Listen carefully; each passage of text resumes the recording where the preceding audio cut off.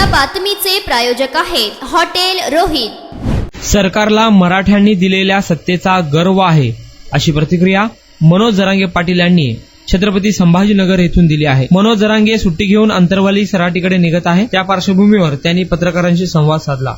काय नाही, चालायला त्रास होतोय, तब्येत खराब आहे, ते काय ना करून नाही चालणार।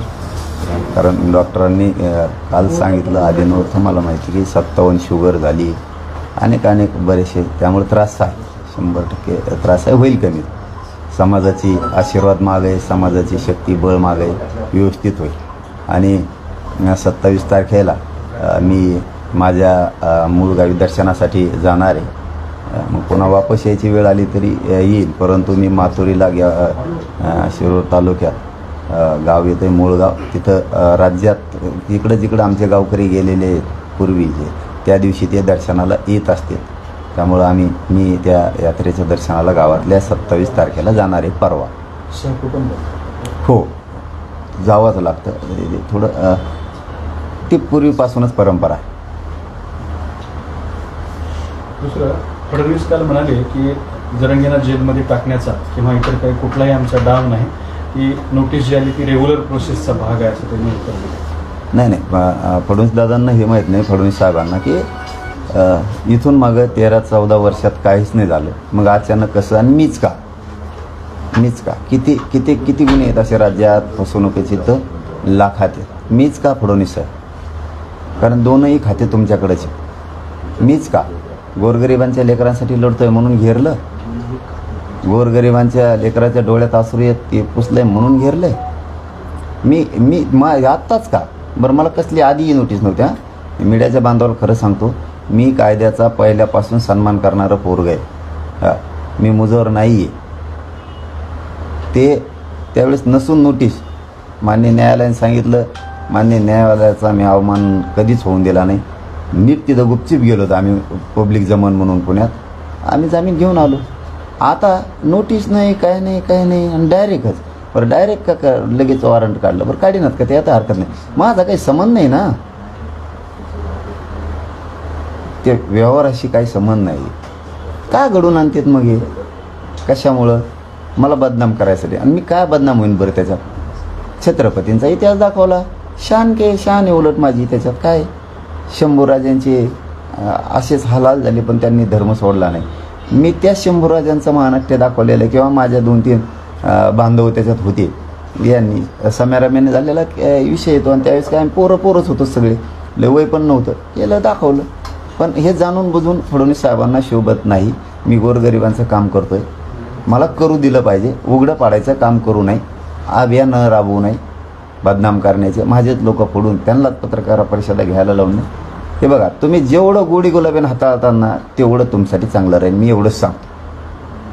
मूळ प्रकरण काय होतं जे तुमच्यावर केस आहे, तुम्हाला वॉरंट येतं, तुम्ही नाटक दाखवलं होतं नंतर, तर त्याचे किती पैसे राहिले होते? मग तुम्ही शेत विकून त्यातले काही पैसे दिले, मग तुम्ही पैसे दिले तर केस कशी काय शिल्लक राहिली, काय भानगड? काय नाही, मी कालच सांगितलं ते, आता सविस्तर सगळं, त्यामुळं त्याच्यावर आता डबल बोलणं योग्य नाही। कालच सांगितलं मी की राजांचा इतिहास दाखवला, त्याच्यात तोटा आलेला तोटा ठिकाणी वाटून घेतला, आपण आपल्या माणसाला देऊन टाकला। मी तुमचे दिले, दुसरे महाराज म्हणून त्यांनी यांचे दिले, ज्याचे राहिले त्यांनी त्यांना चेक दिले, मी त्यांचे देतो म्हणे। हे प्रकार आहे, आपण नाकारत नाहीत ना, खोटं नाही ना बोलत आपण। मग आता त्यांनी दिले का नाही दिले हा सुद्धा भाग आहे। त्यांनी जर दिले असले तर मला काय माहीत नाही त्यातलं, म्हणून मी माझं सरळ असतं बघा। आणि आत्ताच का, म्हणजे इथून मागं 13-14 वर्षात काहीच नाही, आणि आत्ताच कसं काय आलो? या प्रकरणी जे याचिकाकर्ते नाटकवाले निर्माते किंवा ते हयातीत नाही, तर मग याचिकाकर्ता आहे का नाही आहे त्या तुमच्या केसमध्ये? ते नाही हो, मला माहीत नाही ते आपल्याला, कारण आपला सरळ स्वभाव आहे। आपण काम केलं, आपण त्यावेळेस होतं ते आम्ही देत राहिलो इमानदारीनं, एका माणसाचे वाटून घेतले होते, ते काय माणसं घेत ना आमच्याकडे, असं थोडंच देऊन टाकले इमानदारीनं। आता त्या दुसऱ्या बांधवाने दिलेत का नाही तर ते माहीत नाही मला त्याबद्दल। आणि तुम्ही आत्ता म्हणलं ते हयात, तर ते तर माहीतच नाही, पण कारण आपलं कसं काम आहे, मी माझ्या कामात असतो, मोर्चे रास्ता रोको कंटिन्यू 24 घंटे मी कामात आहे, तेव्हापासूनच नाही जसं मला कळायला लागलं तेव्हापासून. बरं, यावेळेसचं आंदोलन म्हणजे याच्या आधीची जी 4 उपोषण आरक्षणासाठी झाली होती त्यावेळेस सरकारकडून काहीतरी ठोस आश्वासन मिळालं, त्यानंतर तुम्ही उपोषण मागे. आता यावेळेस सरकारकडनं काही वरवरचा निरोप आलेला नाही. मग काय कुठली मुक्त निरोप आला आहे की तुम्हीच ठरवलंय आता सरकारकडे लक्ष द्यायचं नाही, वेगळा मार्ग स्वीकारायचा? तुम्ही म्हणतात तेच खरं, तेच स्वीकार. तिथं लावली सलाईन, कुठं पडून राहता, तिथे दिवस व्हायला घालता. आम्ही काल आलो, मग आपलं बरंच काम झालं होती. हां, मी आणखीन उद्या काम करणार आहे. माझं काम तरी होईल ना. इकडं सुरू उगं पडून राहा, तिथं सलाईन लावून काही होत नाही. मग ते काय अर्थ आहे त्यात? काय असतं मग ते? त्यात एक भाकरीची ताकद असल्यासारखंच असतं ते काय त्यांनी कवर लावलं काहीच होणार नाही. हां, मी माझा एवढाच हट्ट होता समाजाला की मला सलाईन काढा, आग्रह धरू नका, मी उपोषण करतो.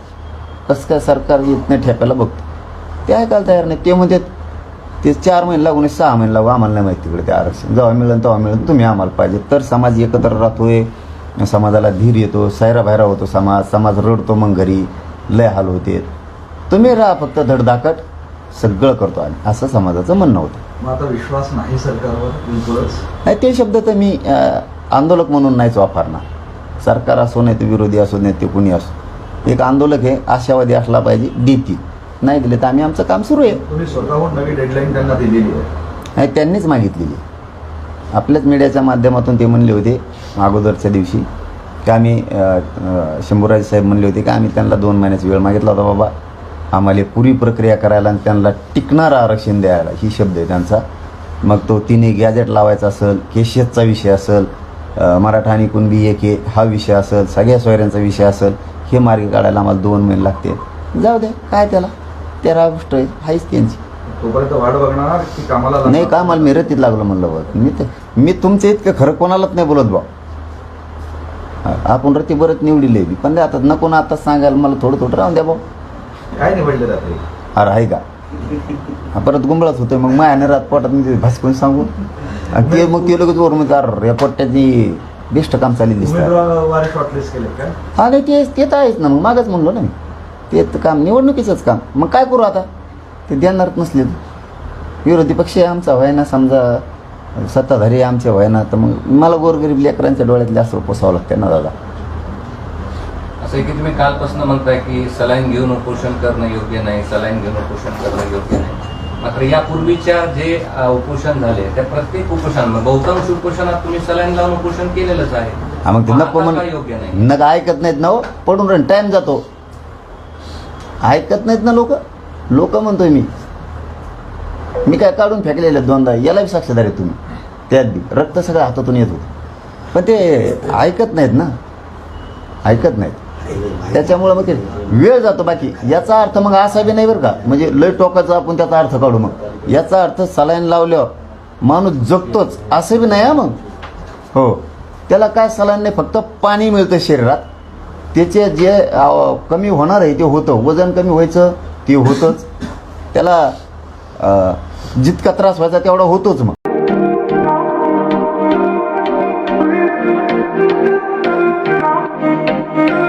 सोलापुरात व्हेज नॉन व्हेज जेवण मिळण्याचं एकमेव ठिकाण हॉटेल रोहित.